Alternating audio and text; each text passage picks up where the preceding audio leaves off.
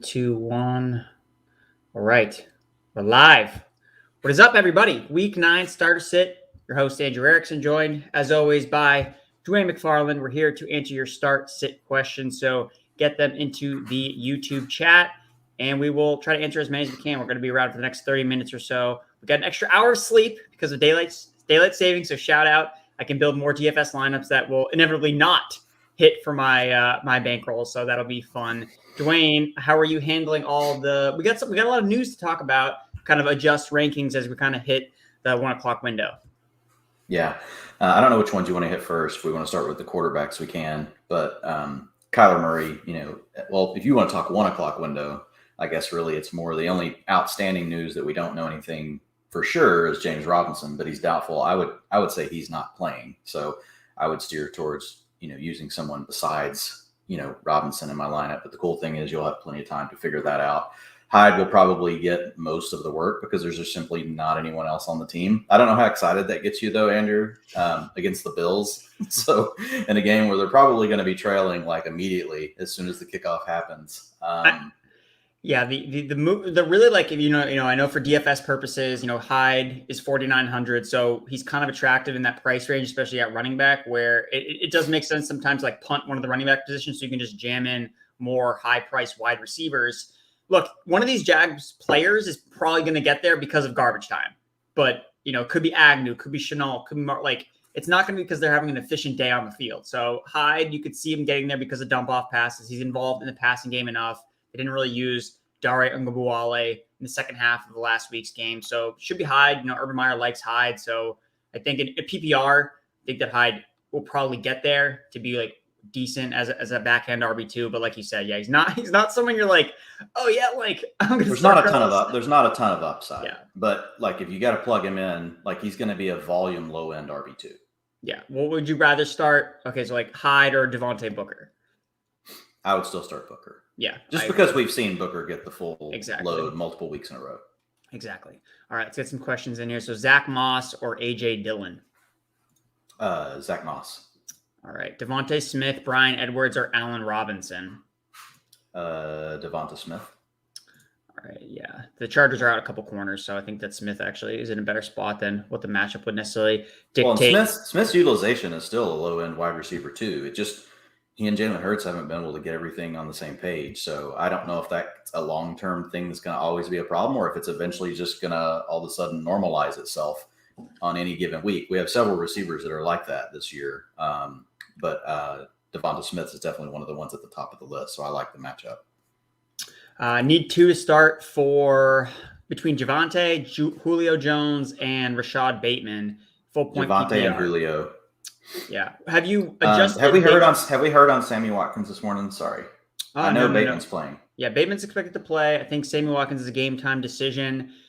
I would assume that we're still going to see Bateman operate as the wide receiver too, because Watkins had the bye week and he's still kind of like on the fringe. Like you're not starting Watkins. Yeah, but the problem is like Bateman's already living on super thin margins as it is. So like his routes are down below 70%, which is really terrible for a receiver. You never want to see it. Like that's borderline. You could sneak in as a tight end 1 for a tight end, right? But for a receiver, unless you're just getting targeted like intentionally with a lot of design stuff when you're out there, like a Rondale Moore does, that's still really close. And he's been getting enough targets. His targets per route run have been really good. The only problem, with Bateman is if Watkins takes away anything, now all of a sudden we're talking about a 40 to 50% route rate, and that's problematic. Yeah. So the answer is Marquise Brown. Like that's who you want to play from Baltimore. Marquise Brown.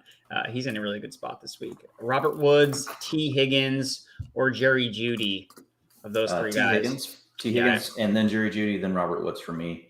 They're all close to the same tier.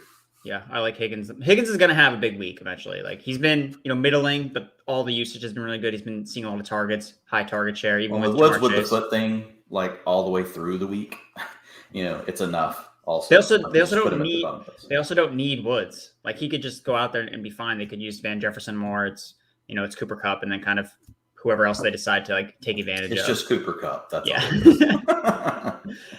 Drop Miles Sanders or Hubbard for Jeff Wilson in a short bench half point PPR. He's 7-1. He likes the 49ers fantasy playoff schedule. If you want to drop one of those two, it's Miles Sanders for me, just because right now, I mean, like CMC could go out and get hurt again today. Yep. Whereas Miles Sanders, like nothing can change for him. Yeah, his today, value can't right? change. Yeah. So drop Sanders if you're going to make that move.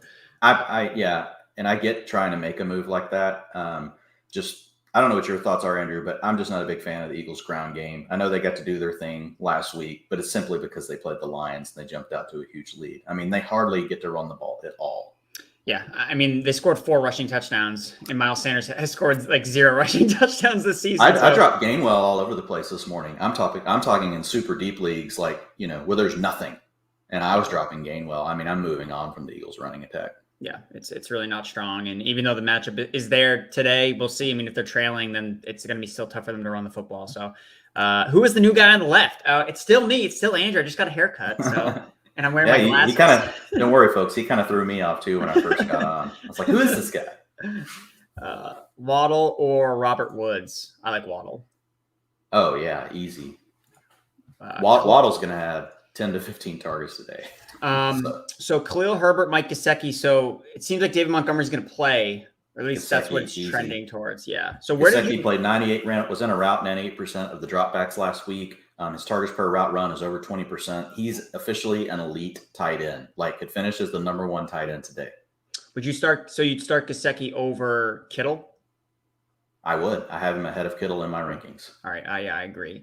Where have you kind of placed David Montgomery? Is he kind of like where you RB26, bottom of tier 4. So number 1, they're going to work him back in. Number 2, he has a terrible matchup against the Steelers. Number 3, Khalil Herbert's looked pretty good. So we don't know what the workload split's going to look like now. So for this week, and the matchup's really a killer, right? It's the second worst running back strength of schedule for the week. It was the worst, and we got a slight tweak based on injuries and stuff yesterday. Offensive line run blocking advantage is a 0. That's bad, folks. That's very bad. So it's a tough matchup. We don't know for sure on the utilization. So here's the tier I have him with: Zach Moss, Melvin Gordon, Mike Davis, Carlos Hyde, Javonte Williams, and then there's David Montgomery. But I've got him above like McNichols, Boston Scott, Adrian Peterson, Tony Pollard. Another tier where we've got some unknowns. But I do know they want Montgomery to be the starter, right? That's the difference between him and some of these other guys where we don't know for sure, or it's completely game script driven. Yep. Devontae Adams, Jamar Chase, AJ Brown, CD Lamb. You got to sit one of those guys. Well, you're never sitting Devontae Adams if he's active. You're not sitting Jamar Chase. Let me look at my ranking. It's going to be close. It's going to probably be AJ Brown over CD Lamb. Both are coming into the game with an injury, but both are going to play. I've got AJ Brown at 11, Andrew, and I've got CD Lamb at 12. Is this PPR? Sorry. It doesn't say. Yeah. So if it doesn't really matter, honestly. On this, it doesn't matter. It's going to still be the same. So I would go with the top 3 listed. I know this is a tough choice, and you could easily be wrong, but I'm playing those 3. All right, I like it. Yeah, it's tough to pick from all the favorite kids, as I like to say. So Zach, what Moss, is that? Is that a 2-team league, or you're just really a badass? Must be an 8-teamer. Zach Moss, Cole Beasley, or Julio. Starting one of those guys. You go first this time, Andrew. I've got Zach Moss at 21, and I've got Zach Moss. Let's see. Hang on. I need to look at my overall ranks. I mean, I would go with Zach Moss. I think that the other guys have been. Beasley, I think Moss is very due. Moss has taken over the long down and distance, the short down and distance, still splitting carries with Devin Singletary, but he's getting a lot of the high leverage type work. And so I've got Moss at 52. I've got Julio Jones at 63. Yeah. And then, so I've got Beasley, and Beasley's been banged up this week. I've got Beasley at 60. So I do have Moss ahead. Yeah, I think Zach Moss makes the sense. He's probably the safest guy. Those other receivers could literally go out, run a couple routes, and be like, not coming out. Okay, sick, great. All right, Tom Kilber, who's the sleeper tight end for today? Most likely still on the free agent list, so looking for a waiver wire guy. I mean, Alberto, yeah, I think he makes the most sense. We don't have an official. We haven't heard anything about his injury, right? I know that he's kind of been limited. He was just limited all week. I think it was just normal because last week he came off of IR with a knee injury. So I think they're just basically limiting it. I couldn't find anything of substance saying he's not going to play or this is really bad. I think he's absolutely the sleeper of the week. I mean, I guess Freiermuth could still be out there. We did find out yesterday Ebron's not going to play on Monday night. So that would be one. Tyler Conklin, you mentioned yesterday on our show, is one that I've seen get released from a few teams. So those names would all be in play. I can't think of a deeper sleeper than that, Andrew. I don't know if you have one. Jared Cook this week actually does have a really good matchup, and I've seen him floating around on waiver wires. So he would be another option. But if I had to put those in order, I would say it's Conklin, Freiermuth, Alberto, and Cook. I would have Alberto at the very top of that list if I knew he was completely healthy, because I know he's probably going to be in a route over 80% of the time, and he'll have a good shot at seeing 15 to 20% of the targets. Yeah, Dan Arnold would be another name to mention there. He's going to see. I mean, he's getting pretty good usage, and look, one of these Jaguars is going to. He has the toughest matchup of all those, though. Just so folks know. But I agree, and they're supposed to score 17 points today, so that'll be sweet. he could get one of those touchdowns. Yeah. So yeah, he's probably he's going to get some targets. Dan Arnold, and then as like a deeper guy, I do like Tommy Sweeney a little bit for the Bills. Yeah, I like that's his usage last week. He will for sure be available. He has a great matchup. Yeah. It's an 8 out of 10 on the tight end strength of schedule, and it's plus 21 just in his tight end matchup alone. So apparently Tommy Sweeney has shown enough that our tools like him. Tommy Sweeney, Boston College. Tommy Sweeney, kid. Let's go. Christian Kirk with no Kyler Murray, Marvin Jones, Bateman, or Kadarius Toney. I mean, for me, Go Go ahead. All right. So for me, it's only between like Kirk and Toney. Yeah, I don't think the other two guys are really in the conversation. So yeah, I agree. Jones is going to have trouble against the Bills. They've done a good job against really everybody, except for some reason Devontae Parker always gets them. I don't understand that, but it happens. But yeah, I still think even with Colt McCoy, like with the reduced amount of mouths to feed, it's going to be Rondale Moore, Christian Kirk, and passes like you said yesterday out of the backfield to Edmonds. Zach Ertz probably sees a little more, but I think I would like Kirk as the number one today. If I had to pick, if somebody said, hey, you have to tell me who's going to lead the Cardinals in targets today, my first guess would be Christian Kirk. And the same for the Giants. My first guess would be Kadarius Toney. I do worry a little bit about his hand, but he's going to operate out of the slot today. He can do some more body catching. He's going to be great on run after the catch, and he's really hard to cover out of the slot. So it's those two. Where do you have those in your rankings, Andrew? I think that's a good question. I probably got to tweak Kirk a little bit more now that we're getting more kind of concrete evidence about where we have Hopkins. So I have them ranked pretty close. So I have Kirk at 32, but I'm probably going to have to move him up to like the next tier. So I'm going to move him up inside the top 30. And then Kadarius I have at 26. I mean, Toney, he's just so targeted super heavily. And I guess I would probably lean towards Kirk, because I think the matchup is better with, the 49ers do not have a good secondary. So I have Kadarius Toney at 27 and I have Kirk at 29. I think the advantage you do get with Toney, like each have their pros and cons. Like Toney, you worry a little bit about the injury, right? With Kirk, you worry about the quarterback. So it's really close. I do think this is tough. I think Kadarius Toney gives you a little more upside though, just because we've seen him be able to do so much on his own. Christian Kirk, I think, he's a good player, but he's really been schemed up a lot this year, getting to play inside from the slot. He's going to play outside a little bit more today. They're going to get creative with him. You got a backup quarterback. With Toney, though, what we've seen is they can just isolate him somewhere on the field and let him do his thing. And I always love, rostering a player that's like that. That's like, doesn't matter what chaos is going on around them, they can still do their thing. And so far, I think Toney's shown us that he can do that. Yeah, you've convinced me. Toney is the answer. Close, man. It's close. Yeah, it is close. You could go, but I think I think you hit it perfectly when you said Toney probably has more upside. Kirk, you probably may see more targets, but Toney might be able to do a little bit more efficient offensive output overall. Because Colt McCoy could come in and nuke the offense. Like that's totally possible. If he just doesn't have it, or if he favors one of these other backup. Because their Cardinals are still going to run a bunch of other receivers out there. Not to say that those guys are good, but Colt McCoy as a backup may favor Antoine Wesley or whatever the hell his name is. Like he may target some of those guys he's played more snaps with as the backup quarterback. So there's maybe a little bit more ambiguity with Kirk, even though it looks like he's slated for a decent amount of volume. Javonte Williams or Elijah Mitchell, PPR. Oh, Elijah, easy. Yeah. I mean, it's hard to. I have Elijah in my top 12. Yeah. So I get people might be concerned that the rib injury and Jeff Wilson's coming back, but Mitchell's been the guy. There's nothing structurally wrong though, as far as we know, with Mitchell's ribs, which tells me it's just a pain shot before the game and maybe another one at halftime and get your ass out there. Yeah. So So really, it's probably. If 49ers are rolling, say Colt McCoy just, again, like just nukes the offense, and okay, like Jeff Wilson gets fourth quarter work. Like that's probably what we'll see. But I'm very interested in Jeff Wilson. I will say the Jeff Wilson news is enough that I'm officially done. I've severed all ties with Trey Sermon.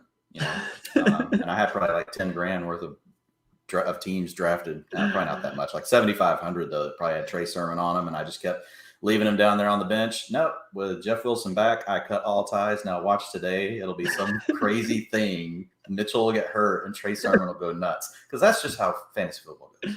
Yep. But I think that Wilson is the backup now. I think that Trey Sermon is so in the doghouse. And if he's inactive today and Wilson is active, like, oh, golly, what a disaster. If you're watching this too, make sure Jeff Wilson's not on the waiver wire. Make sure you pick him up, stash him right now, just to see things play out. Mitchell gets banged up, boom. We're going to be talking about Jeff Wilson's probably going to be, I can see right now the waiver wire article I write, it's going to be Jeff Wilson's going to be the cover boy. I can already kind of see it kind of playing out in this way. Elijah if it is Trey Sermon, like the picture on my article will just be a white flag being raised. Elijah Mitchell or T. Higgins in the flex is half point PPR. Go with Elijah. With Mitchell, Kittle or Conklin? So Kittle. Even with him playing half snaps, you're just not. I'm honestly not worried about that. Kyle Shanahan is pretty much full of crap. I don't listen to him very much when it comes to this kind of stuff. They will use George Kittle as much as needed. Like the limited snap count could mean he gets 5 less than what's normal. I mean, the guy's had a full 3 weeks to get his calf better. Now, it could be a situation like what you talked about earlier. Say Colt McCoy comes out and nukes everything. The Cardinals are due for a nuked game anyway, right? I mean, they've kind of had things break their way. They're a good team. They've had a lot break their way as well. So if it's a game where it's out of hand, I think that's where it could be, okay, you don't see much Kittle in the second half. Yeah. And I think it's worth noting too, like Kittle played in a similar game like this last year. He came back from the injury, played 49% of the snaps, and he had 93 receiving yards. So he gets a lot. His targets per route run could still be very high, even if he only runs a route on half the plays, to your point. Yeah. When he's on the field, he'll probably just be featured, and they'll just have him blocking less just to maintain his reps. So when he's on the field, he's going to make plays, and Debo is banged up. So, they made sure if Kittle is healthier than Debo, then it seems like he's in a better spot. As we're talking about the 49ers, just want to get your thoughts. Have you moved Debo at all, or Brandon Ayuk at all with more information, or is it still? I moved Debo down yesterday to 7 overall. I had him at 4 in my wide receiver ranks.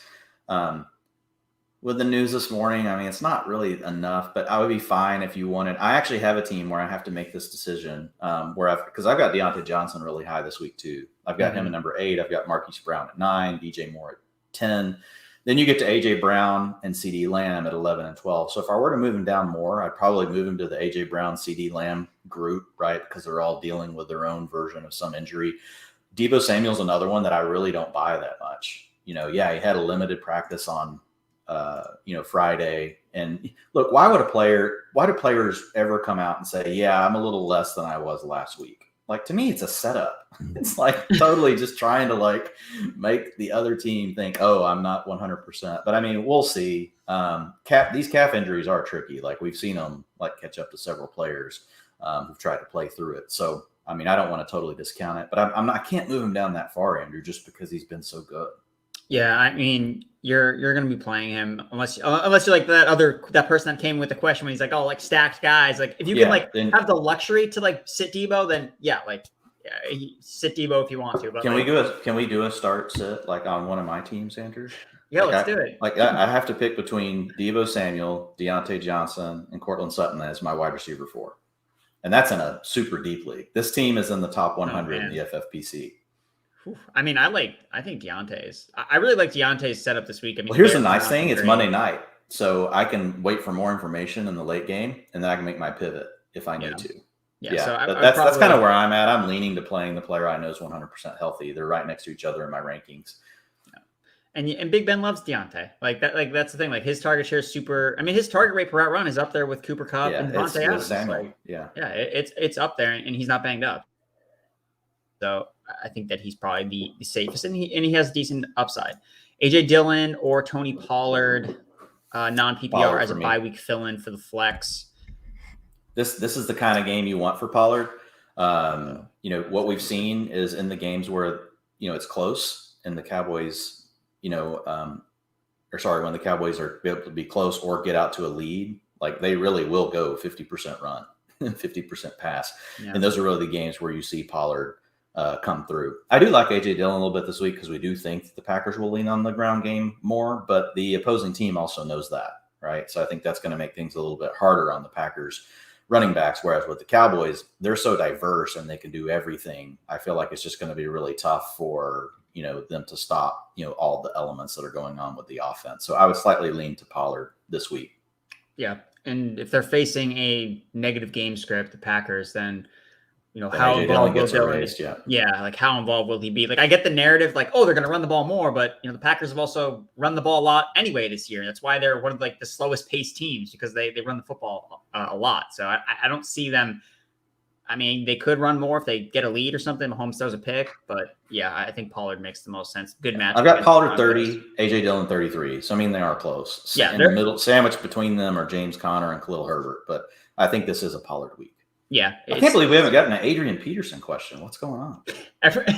Maybe everyone is they're just ultimately like, I'm all in on Peterson. Just there's one. There's Adrian Peterson versus Dearness Johnson. Oh, there we go. I'll take Peterson in that. Let's just talk about that situation real quick, Andrew. So if anybody has to come back and listen, I'm trying to stay away from Peterson if I can. Yes, this week. Agreed. I have no clue what they're going to do. They did activate yesterday our guy Deonta Foreman. We've got Brian Drake from the Fantasy Football Hustle, the podcast that he and I do every Tuesday night. We've done it for like the last 4 years. He heard from Greg Cosell that Deonta Foreman is a starter. And that was earlier this week. So, I don't know how much weight to put in that, but Greg Cosell is certainly much more of an insider than myself and probably you, Andrew. So it's it's the most information that we have. But it's enough where I was already a little worried about Peterson anyway, right? First week back, we know he's a guy that's going to keep himself ready. He fits the scheme and what they want to do.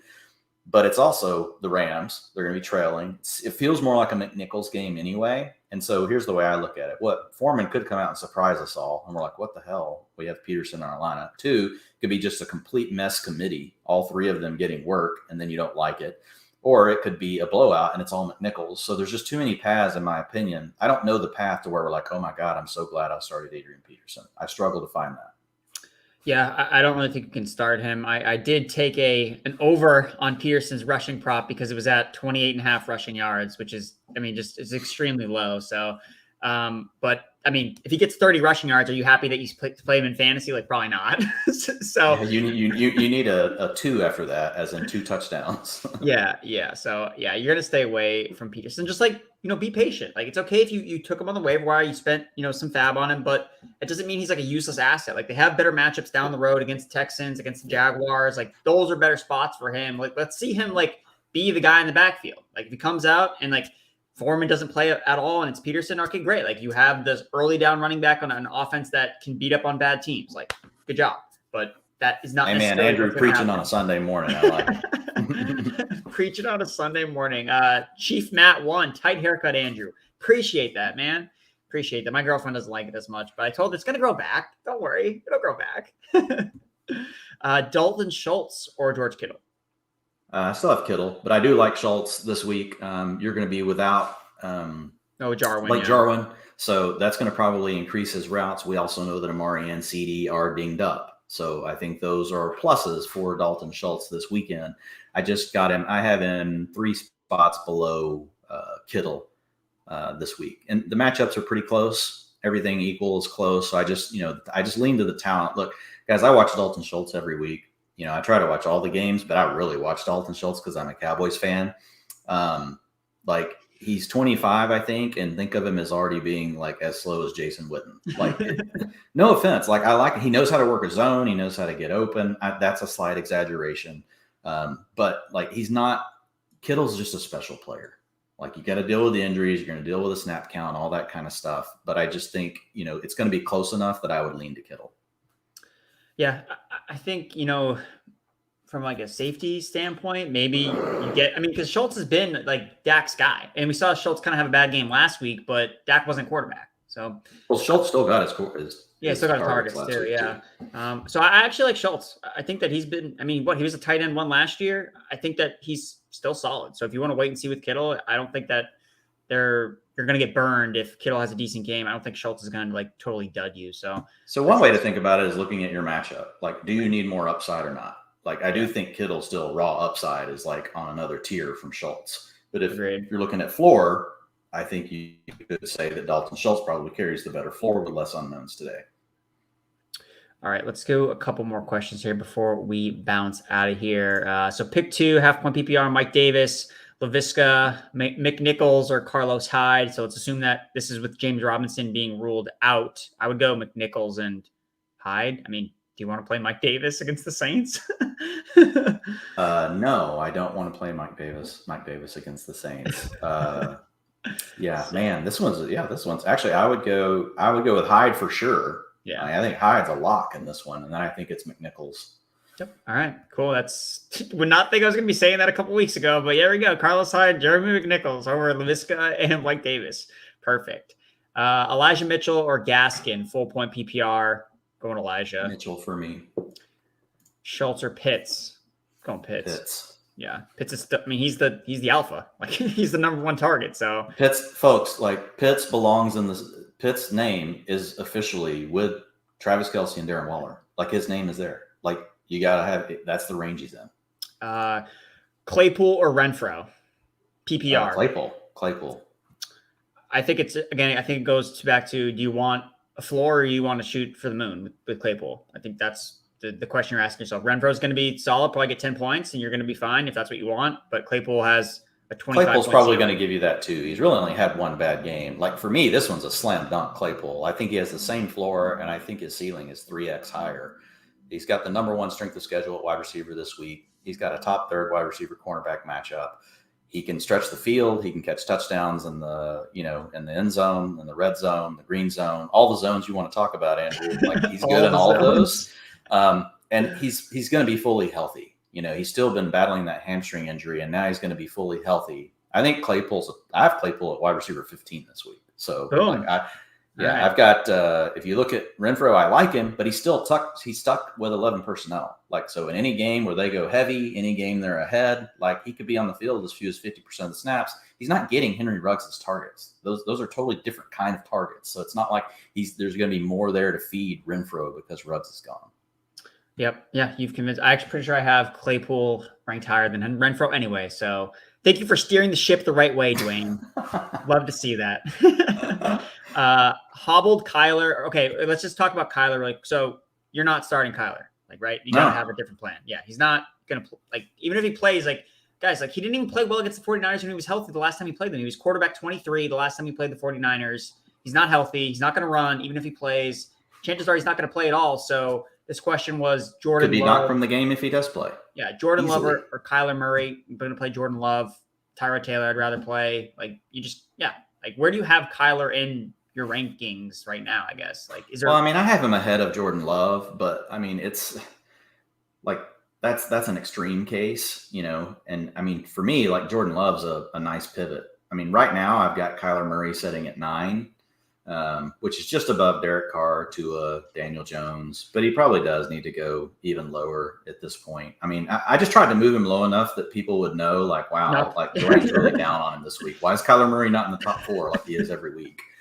So some of these things are subtleties that, like, these messages we're sending people. You keep looking, you're scrolling. Where's Kyler Murray's name? So I don't know. I'm probably still comfortable about where I have him, but I would start Derek Carr over him. I would start Tua over him. So I've got to move him down a little bit more.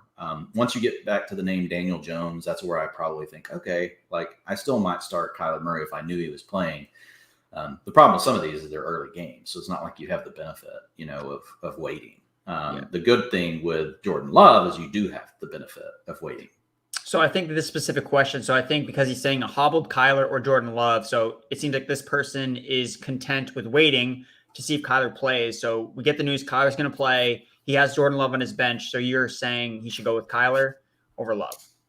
Yeah, and obviously there's another layer of strategy to this. Like I would look at where I'm at in the game versus my opponent, all those things. If I feel I need the upside, I would still probably go with Kyler, just hoping he pulls, as Jason Witten would say, since we talk about Witten, a rabbit out of his head. But if not, if I just need the floor, I probably do just go with Jordan Love. Jordan Love is just such an unknown.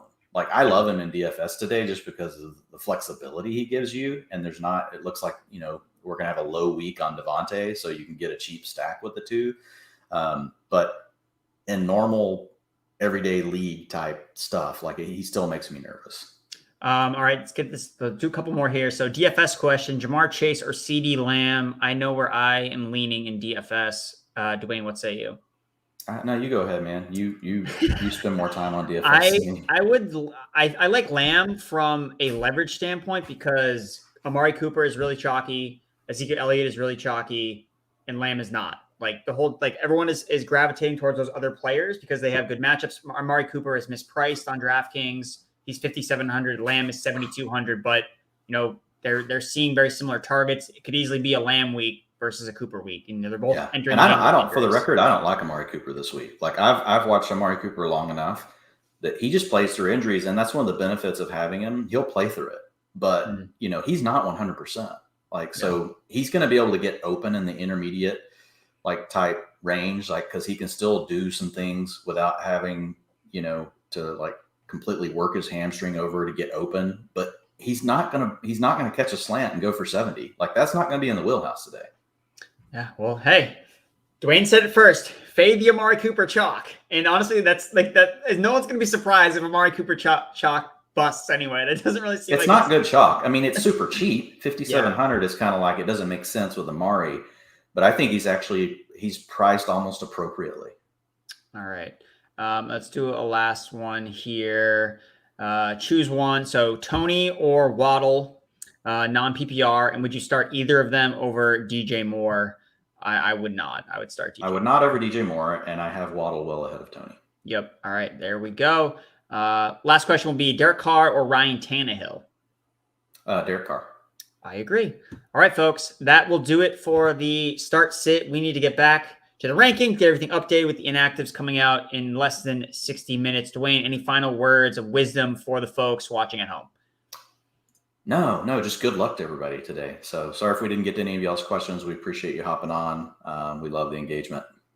Yeah, I would say for DFS, I would use Rondale Moore as a flex guy, Christian Kirk as a flex guy, because with all the question marks about the Cardinals 49ers game, you can pivot, you can swip off Rondale Moore, you can go to Brandon Ayuk, you can switch from Christian Kirk to James Conner or to Chase Edmonds. There's a lot of things you can do in the late window with that game. So if you're looking for a guy to make moves at the end in DFS with late swap, look at some of those 49ers and Arizona Cardinals players.